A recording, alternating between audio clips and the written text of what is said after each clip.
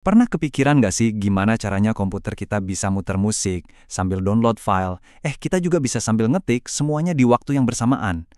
Nah, hari ini kita bakal bongkar rahasia di balik kemampuan multitasking yang luar biasa ini. Jadi, gimana ceritanya komputer bisa ngerjain itu semua barengan tanpa pusing? Jawabannya ada di sebuah konsep yang cerdas banget, namanya thread.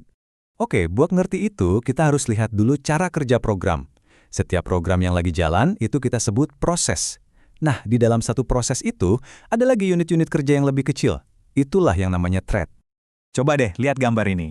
Di sebelah kiri itu proses tradisional. Cuma bisa ngerjain satu hal dalam satu waktu. Tapi lihat yang kanan, nah di situ satu proses punya beberapa thread. Artinya dia bisa ngerjain banyak hal sekaligus. Inilah inti dari multithreading. Jadi, thread itu apaan sih? Gampangnya, anggap aja kayak pekerja-pekerja mini di dalam satu program.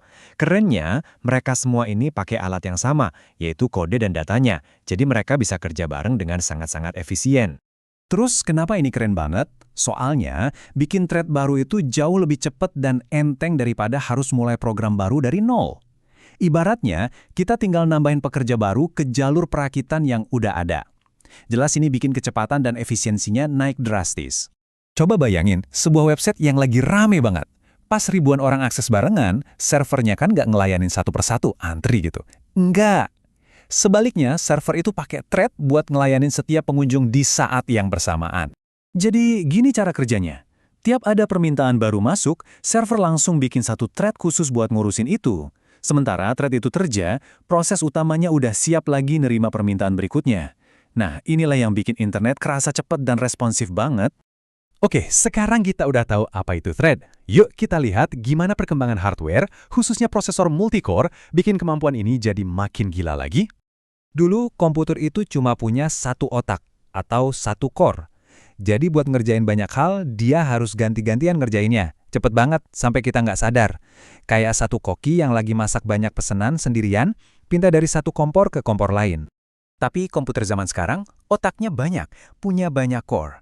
Artinya, mereka benar-benar bisa ngerjain banyak tugas di waktu yang sama, bukan cuma ganti-gantian lagi. Nah, ini yang namanya eksekusi paralel sejati.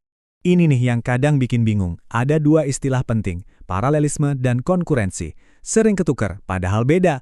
Yuk kita luruskan bedanya apa? Gini cara gampang bedainnya, konkurensi itu kayak satu koki yang ngerjain banyak masakan, dia pindah-pindah dari satu wajan ke wajan lain. Kelihatannya sih ngerjain barengan, padahal aslinya ganti-gantian. Nah, kalau paralelisme, itu kayak punya banyak koki, masing-masing fokus di masakannya sendiri-sendiri pada saat yang bersamaan. Dan bahkan pas kita punya banyak koki yang kerja barengan pun, ada dua cara utama buat bagi-bagi tugasnya. Yang pertama, paralelisme data. Ini kayak kita punya data segunung, terus datanya kita bagi-bagi, dan setiap otak atau core ngerjain hal yang sama di potongan data yang beda. Yang kedua, paralelisme tugas, di mana kita kasih tiap core tugas yang beda-beda sama sekali buat dikerjain. Kedengerannya canggih banget kan? Tapi ya gitu, di balik kekuatan besar, selalu ada tantangan besar juga. Ngatur semua thread ini biar jalan barengan dengan akur itu bisa ribet banget. Dan kalau nggak bener ngaturnya, bisa jadi masalah serius loh.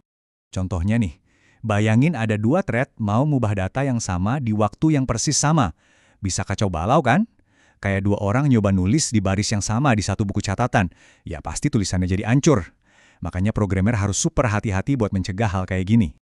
Jadi intinya gini, meskipun prosesor multicore emang ngasih kita kekuatan super, buat bisa pakai kekuatan itu secara efektif, butuh keahlian dan kehati-hatian tingkat dewa dari para programmer.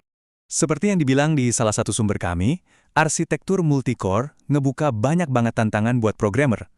Dengan kata lain, tiap ada kemajuan di hardware, selalu ada tantangan baru yang seru, sekaligus sulit, di dunia software.